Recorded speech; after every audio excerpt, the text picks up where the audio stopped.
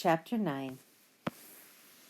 I cannot look at your green head for one more day, my mom said as soon as I woke up Sunday morning. So right after breakfast, she took me into the kitchen and started scrubbing my head with scouring powder and saying things I have never heard a TV mother say. She scrubbed so hard she probably made a hole right through my head skin and my head bone, and now everyone can see right into my brains, and I'd better not do any more cartwheels. All the time I watched out the kitchen window for Margaret's feet. Margaret's brother is not my special friend, I told my mother. This is in case she thought I was watching out for Mitchell's feet, which I was not, because he's not my special friend. My mother kept on scrubbing, and all she said was, "That's nice," which is what grown-ups say when they're not paying attention to you. Suddenly, with my amazing corner eyes, I saw what my dad was reading to my brother in the living room. "Stop!" I yelled. Then I flew over and jumped on his lap and slammed the book shut just in time. "Lima Bean is little, Dad," I reminded him. "He'd get scared of those shoes." "First of all, your brother's name isn't Lima Bean," said my dad. "And second of all, what shoes, Clementine?" "I told you he was not so good at paying attention. Those shoes are pretty hard to miss." "The pointy green ones on the bear," I whispered. "Page 14.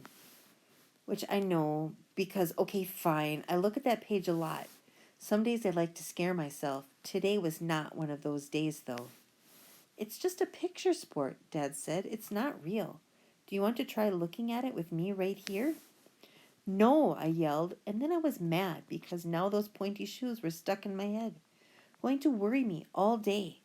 I jumped off my dad's lap and ran back into the kitchen because I have discovered that lots of foods are round. Cookies, hamburgers, pizzas, donuts, cupcakes, apples, you name it. All the good stuff is round. I grabbed 2 slices of bologna and I bit them into a pair of glasses, which is a trick I invented and only I know, and now you will too. Fold a slice of bologna in half and then bite right in the middle of the flat side. Do it again, then slap the circles over your eyes, and you have bologna glasses.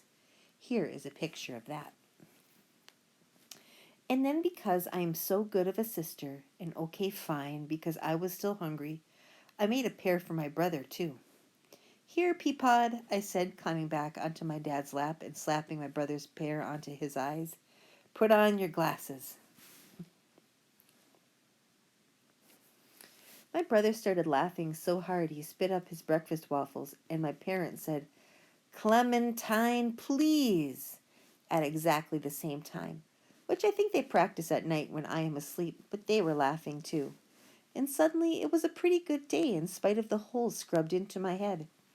The good day feeling made me think about all the bad day feelings I'd been having this week, and that made me think about Margaret, and then the best idea of all sprang right into my brain. Because I am so good at paying attention, I know all the things that Margaret likes, so I ran around my apartment gathering them up. Polka Daddy's flea collar, because Margaret loved my old cat. Pepperoni, because that's the only kind of pizza I have ever seen her eat. The red shoes Margaret makes me put on Barbie every time we play. A blue jay feather from my collection because her favorite color is blue. Some M&Ms because she breathed on mine.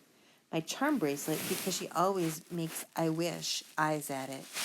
Lace ripped from my party socks because I borrowed them from Margaret one time and forgot to tell her.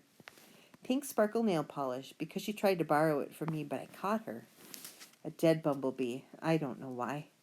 The rest of the red curly hair I cut off because that's how we got into all this trouble in the first place.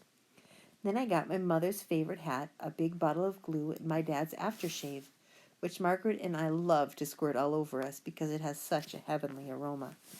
I glued and I glued and I glued and I squirted and I squirted and I squirted, and I smiled. Then I ran out, and guess who I met in the elevator? Margaret, without Amanda Lee. "I have something for you," we both said at exactly the same time, which we have never practiced before.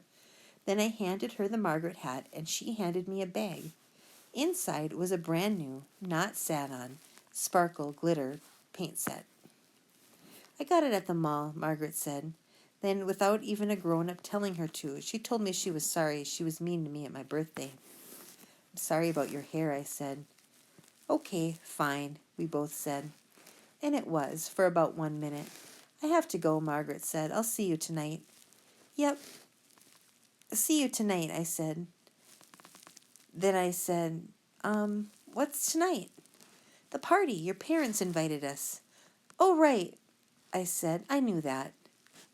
But I didn't. Uh-oh. If my parents were having a party and I didn't know about it, that meant it was a surprise party. Surprise parties are either for birthdays or going aways. It wasn't my birthday anymore.